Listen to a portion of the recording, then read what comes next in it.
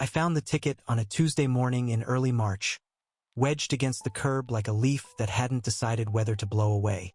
I was walking from the parking lot to my office, coffee in one hand, phone in the other, already thinking about meetings.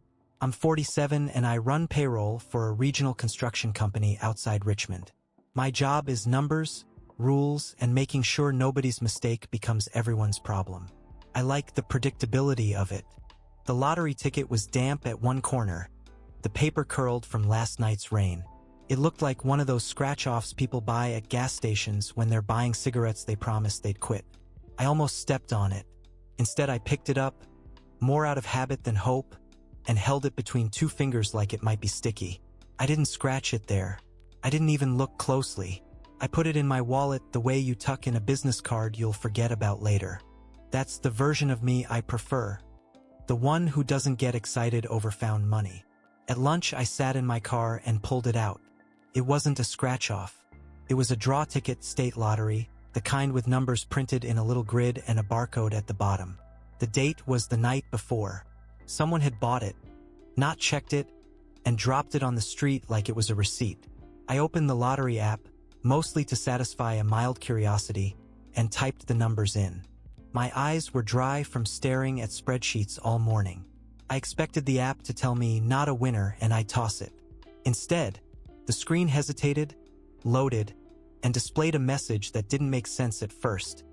Winner, claim at lottery office. My heart jumped, hard enough that I felt it in my throat. I hit details, and there it was. A prize amount large enough that my brain refused to categorize it. $1,842,000. It wasn't the headline jackpot, but it was still more money than I'd ever seen in one place. I stared at the number until it blurred. Then I blinked and it was still there. I checked the date again, the draw numbers, the ticket type. Everything matched. I looked around my car as if someone might be watching me read it. Then I did the first thing that should have told me who I really am. I slid the ticket back into my wallet and locked the car doors. That evening, I told my wife, Denise, that I'd had a weird day. She's 45, works in patient billing for a small clinic, and she's good at reading what I'm trying not to say. We've been married 21 years. 2 kids, both out of the house now, one in community college, one in the Navy. Our life is quiet in a way I used to think meant secure. Denise was stirring pasta sauce when I said, I found something. She turned, wooden spoon hovering. Like what? I took the ticket out and held it out flat on the counter. Her eyes flicked over it without comprehension at first. Then she looked at me.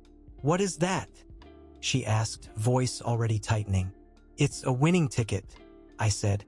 Denise stared, then laughed once, short and sharp. No, I checked twice, I said. The spoon clattered into the pot.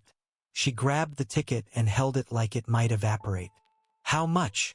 When I told her, she sat down at the kitchen table like her knees gave out. Her face didn't light up the way you see in commercials. It went pale. Whose is it?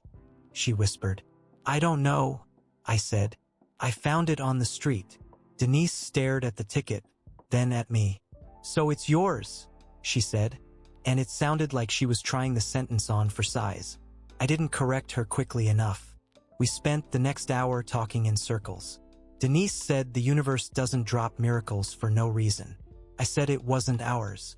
Denise said if someone lost it, that was on them. I said if someone lost it, they were probably sick about it. Denise got up, paced, sat again. We could pay off the house, she said. We could be done. We could help the kids. We could breathe. I hate that word now, breathe, because of how honest it was. We weren't drowning, but we were always close enough to the edge to feel the water. Our mortgage was manageable, but medical bills from Denise's surgery 2 years ago still popped up like weeds. My mom's assisted living had gone from temporary to permanent, and the monthly checks I wrote were starting to feel heavier. I'll call the lottery, I said, trying to stay calm. Ask what the process is for a found ticket. Denise's eyes snapped up. Don't, she said. Don't what? Don't invite them into it, she said. They'll take it. They'll say it's stolen. You'll get nothing. I told myself she was panicking. I told myself we could still do this clean. I told myself a lot of things, And none of them changed the fact that I put the ticket in our safe that night instead of taking it to the police. That was choice number 1. Quiet. Rationalized. Mine. The next morning I drove to work with the ticket in my pocket, not because I needed it there, but because the idea of it sitting at home made me nervous. Denise kept texting, not even full thoughts, just call me, and don't do anything stupid. And then, 20 minutes later, we should go today. At lunch, I drove to the lottery retailer listed on the back of the ticket, a Shell station on the edge of town. I told myself I was just gathering information, like I do at work before I make any decision that affects payroll. Inside, the cashier was a young guy with tired eyes. I bought a bottle of water and casually asked, "Do people ever come back looking for lost tickets?" He shrugged. "All the time." I forced a laugh. "Like, big ones?" He looked at me more carefully. "Why?" "No reason," I said too fast. He rang me up, then said, "If it's big, lottery asks for surveillance. They don't play." Surveillance. The word landed like a stone. I left with my water and sat in my car staring at the steering wheel. I'd been imagining this as a moral question, an internal debate. Surveillance made it external. It meant there were eyes and records and timestamps. It meant the street where I found it might matter. That night, I told Denise about surveillance. Her face tightened.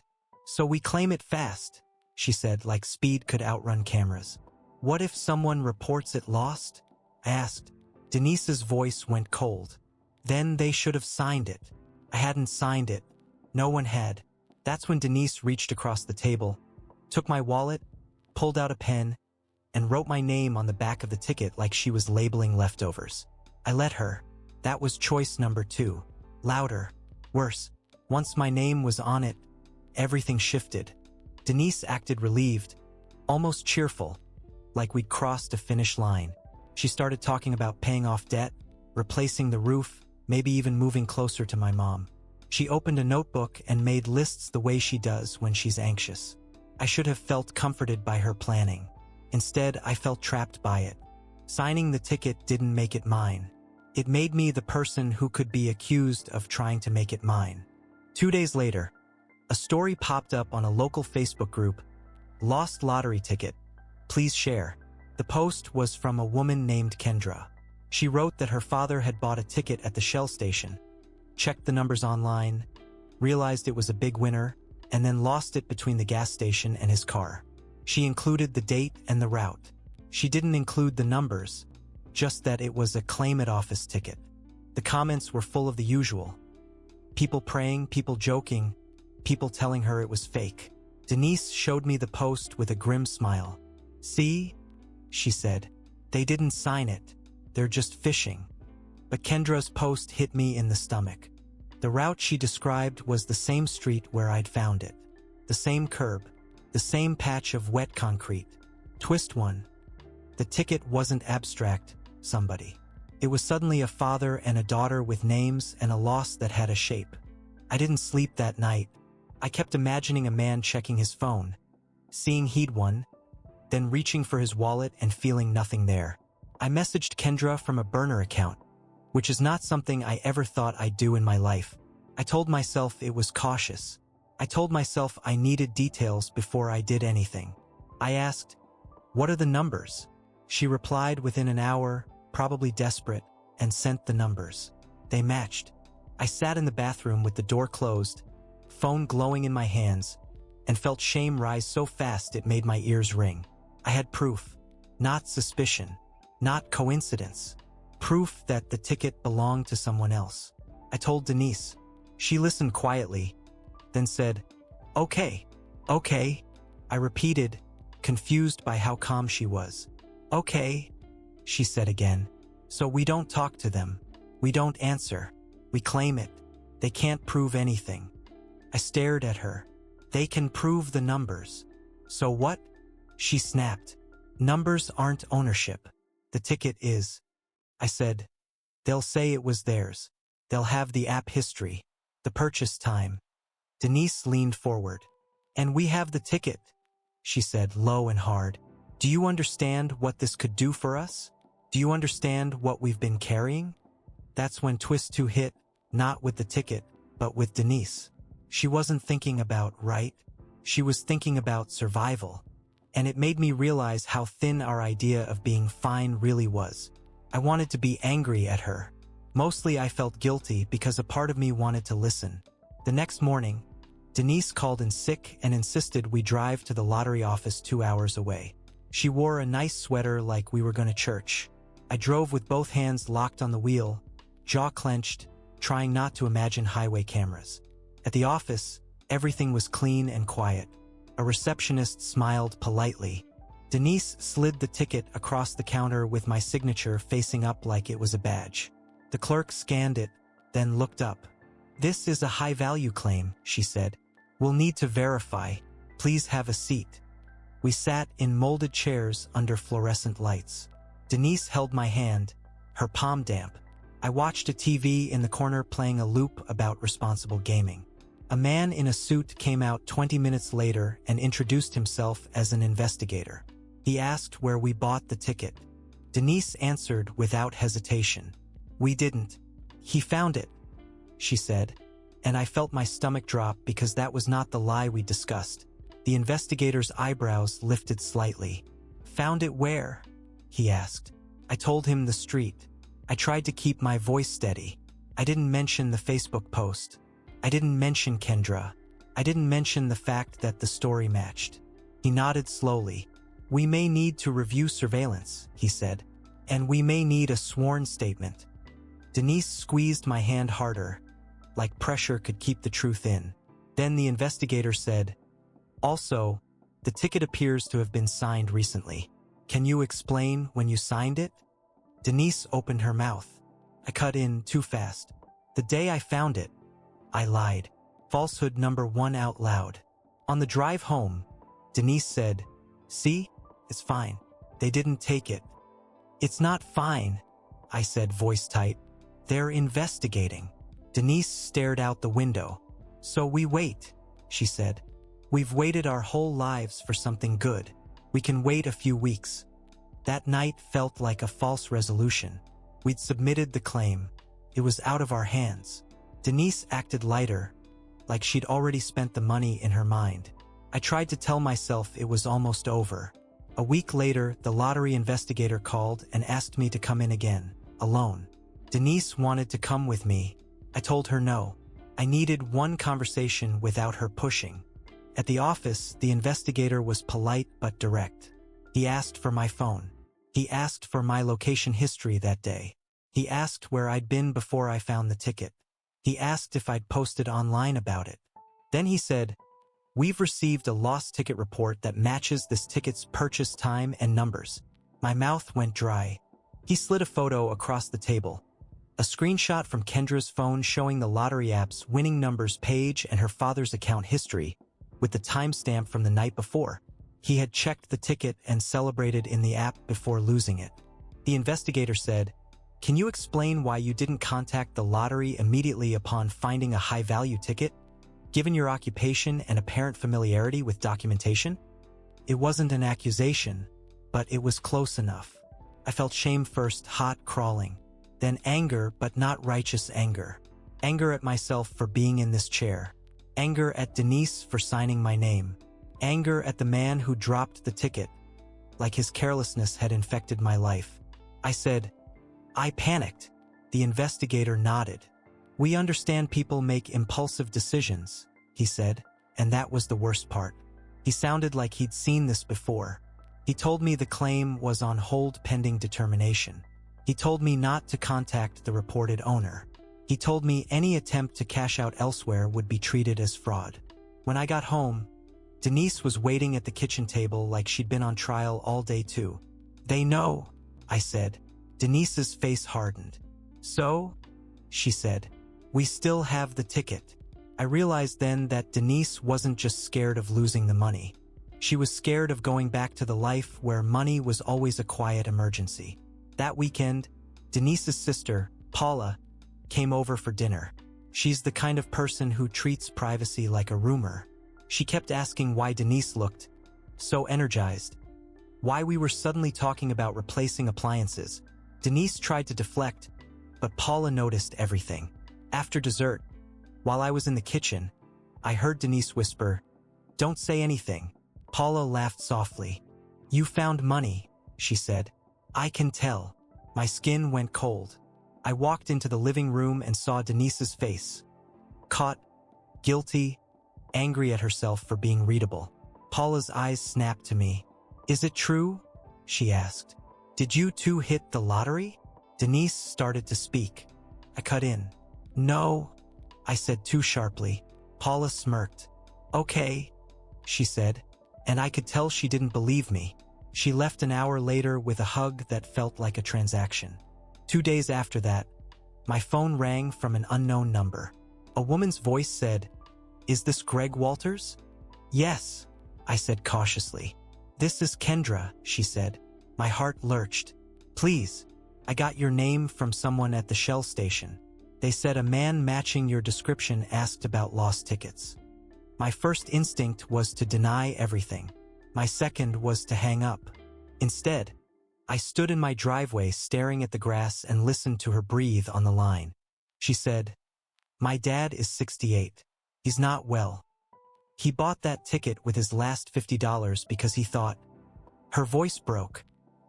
"He thought maybe he could stop being a burden." Twist 3. It wasn't just money. It was dignity. It was a man trying to buy back his own feeling of worth. I told her, "I can't talk to you," because that's what the investigator said.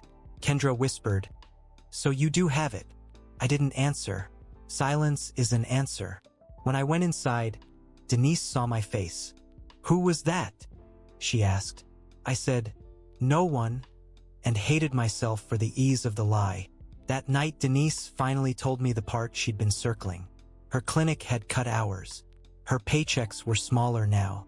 She'd been floating bills on credit cards and paying the minimums without telling me because she didn't want me to worry. She'd taken out a personal loan last year to help Paula after Paula's divorce, and Paula hadn't paid a dime back. "I didn't want to be a failure," Denise whispered, eyes wet. "I didn't want you to look at me like I was careless." I sat there feeling a sick mix of anger and relief. Relief because her desperation suddenly had a reason. Anger because she'd hidden it because we'd always promised to talk about money like adults. "Why didn't you tell me?" I asked.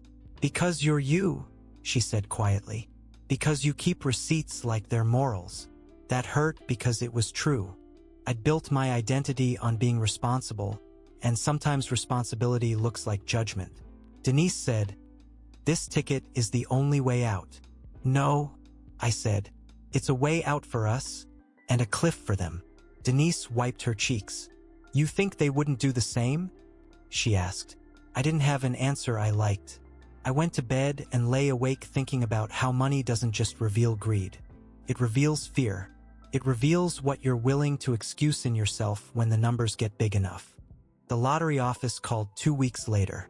The claim was denied. The ticket, they said, would be awarded to the original purchaser pending verification. My signature, added after the draw, was flagged. They said if I disagreed, I could pursue civil action, but they were forwarding the file to their fraud unit. Denise sat at the table as I repeated the words. Her face didn't crumple. It hardened into something I'd never seen in her. "So we get nothing," she said. "It's not ours," I said, and even as I said it, it sounded like a line from someone else's life. Denise stood up and walked to the safe. She opened it, pulled out the ticket, and held it like she might tear it in half. "Don't," I said. She looked at me. "You're going to let them take it," she said, voice shaking. "After everything? I'm going to let them have it," I corrected. Denise laughed, bitter. "You know what's funny?" she said. "You're doing this because you want to feel clean, not because you care about them." The accusation hit because a part of it was true.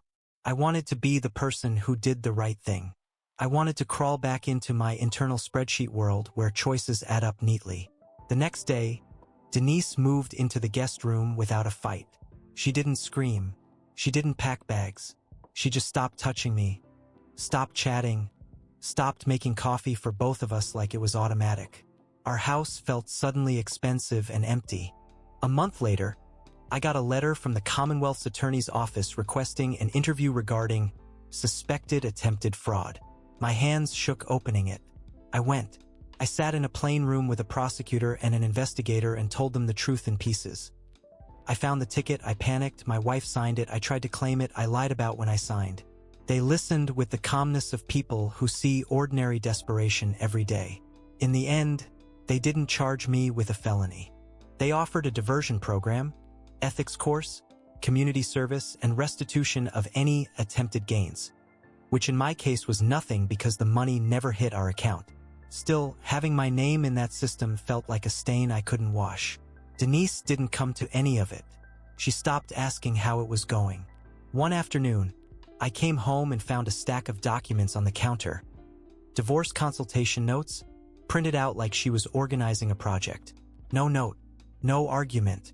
I stared at them, then sat down and felt something sink in. The ticket hadn't just revealed a moral flaw. It had revealed how thin our trust had become under the pressure of money we didn't talk about. The story made a small ripple online. Not viral, not famous, just local. Someone posted about a guy who tried to cash a found ticket. People speculated. Paula hinted around on Facebook like she knew more than she did. Denise's mom called and asked if we were in trouble.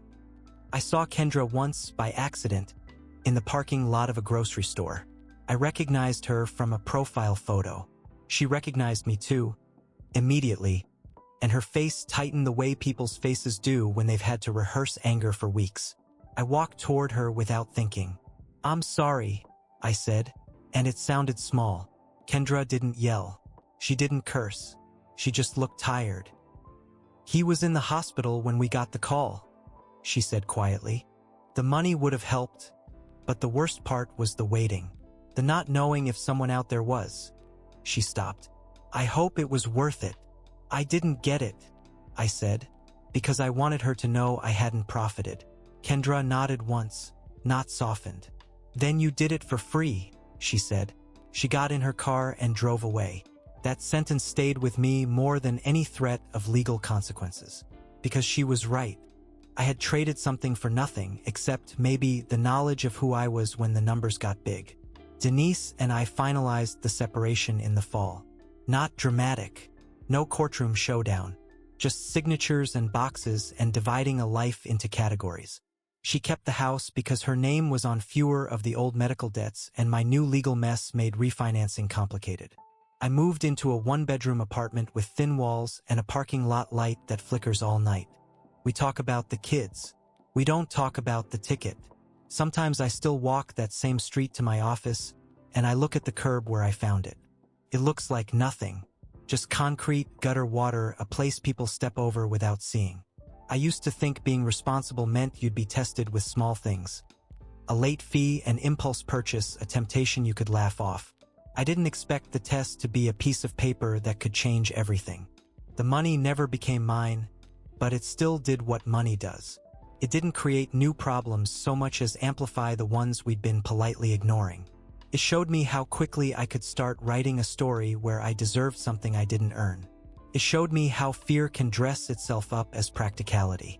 And late at night, when I'm half awake and listening to my neighbor's TV through the wall, I still feel for my wallet sometimes, as if that ticket might be there again, warm from my hand, damp at the corner, waiting for me to decide what kind of person I am.